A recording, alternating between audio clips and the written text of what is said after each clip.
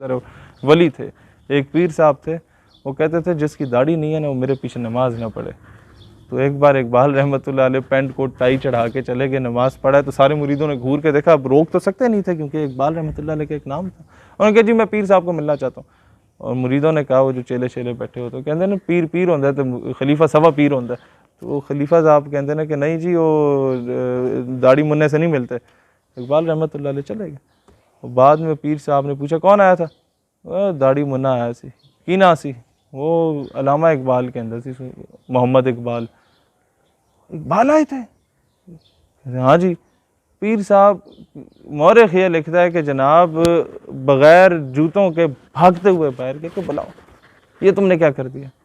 कहते हैं वो दाढ़ी मुन्ना सी थोड़े म्यार दे मुताबिक नहीं सी। कहते हैं नहीं, मुझे कभी कभार, अब ये जो लोग तसव्वुफ़ की राह में हैं, जो लोग अपने एक मर्तबे पे फायज़ हैं, वो बेहतर समझते हैं, उनके अल्फाज थे कि मुझे कभी कभार बारगाह हुजूरी में जाने की इजाज़त मिलती है और मैं जब भी जाता हूँ इकबाल वहाँ पहले से मौजूद होते हैं। ये मकाम था। कहते हैं वो तो दिलिश दाढ़ी है, तू कितने तलाश कर रहे हैं। आप आज के दौर में हर तिलंगा किस्म का शायर देख लेंगे, कौम उस पर हा हू कर रही होगी, कौम एक दौरे हाजिर के थर्ड क्लास किस्म के शोरा को अपने सर पे बिठा रही होगी, जिनका ना कोई सर होता है ना पैर होता है, बात उनकी औरत से शुरू होकर औरत पे ख़त्म होती है। वो कौम एक नज़रियाती हस्ती को, बल्कि इकबाल को शायर कहना भी इकबाल के साथ जुल्म है कि इकबाल को हमने शायर समझ के महदूद कर दिया और कायदे आज़म को वकील समझ के महदूद कर दिया। इकबाल रहमतुल्लाह अलैह अपने दौर के एक बहुत बड़े दरवेश, बहुत बड़े मर्द कलंदर हैं। इकबाल रहमतुल्लाह अलैह ने हमारे इस कौम के मुर्दा ज़मीर को झंझोड़ के दोबारा बेदार किया है।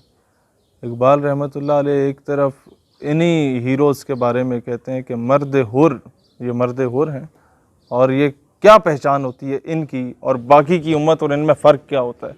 कहते हैं मर्द हुर मोहकम ज़े विरदे ला तखफ़, माँ बमीदा सर बजेब ऊ सर बकफ़। तो मैं तो सर को उन्हों जेब विच रख के जा रहा होंदा, बहसीयत उम्मत छुपा रहे होते हैं।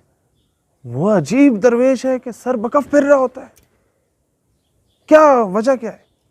वजह यह है कि माँ कलीसा दोस्त माँ मस्जिद फरोश, मैं सलेबियों का दोस्त बन बैठा हूँ, मैं उनके बूट पॉलिश करना शुरू हो गया हूँ, मैं उनके कहने पे कौम की बेटी का सौदा करना शुरू हो गया हूँ।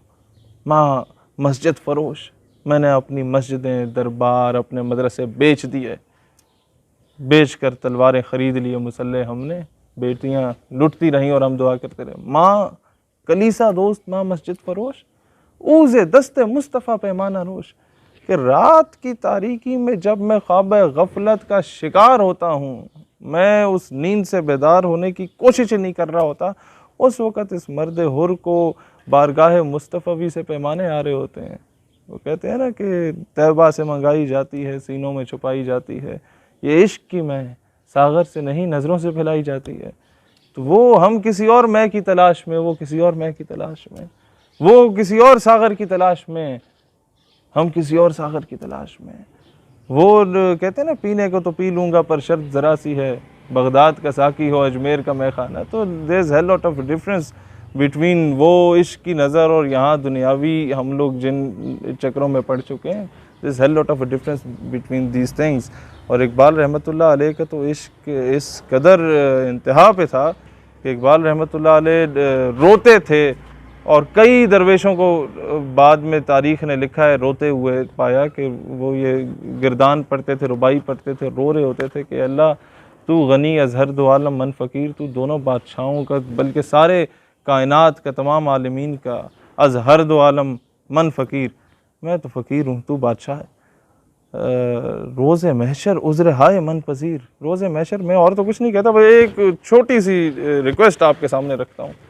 वर हिसाब हम रातु बीनी रा गुज़ीर, अव्वल तो मुझे बग़ैर हिसाब किताब के माफ़ कर देना, मैं क्योंकि मुसलमान हूँ, तेरा बंदा हूँ, लेकिन अगर मेरा हिसाब किताब लेना इतना ही ज़रूरी है तो एक रिक्वेस्ट है। अब इश्क़ मुस्तफ़ा की इंतहा देखें। कहते रिक्वेस्ट ये है कि अज़ निगाह मुस्तफ़ा पिन्हा बगीर, मेरा हिसाब किताब रसूलुल्लाह अलैहिस्सलाम से छुप के लीजिएगा। कहीं बरोज़े हज रसूलुल्लाह अलैहिस्सलाम के सामने जब मेरे गुनाह बताए जा रहे हों तो कहीं हुज़ूर अलैहिस्सलाम को ये चीज़ नागवार ना गुज़रे या उन्हें इस पे किसी किस्म का, मैं वो अल्फाज नहीं इस्तेमाल करना चाहता, अदब का तकाज़ा ये है कि हजूर अलैहिस्सलाम पशेमाना हो हमारी वजह से।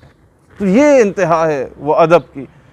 लिहाजा इकबाल रहमतुल्लाह अलैह का सबसे बड़ा कसूर ये था कि उसने इस कौम को दोबारा जिहाद की रूह उसको बेदार करने की कोशिश की। इसलिए आपको होली पे तो छुट्टी मिल जाएगी, यौम इकबाल पे वो नहीं मनाया ही नहीं।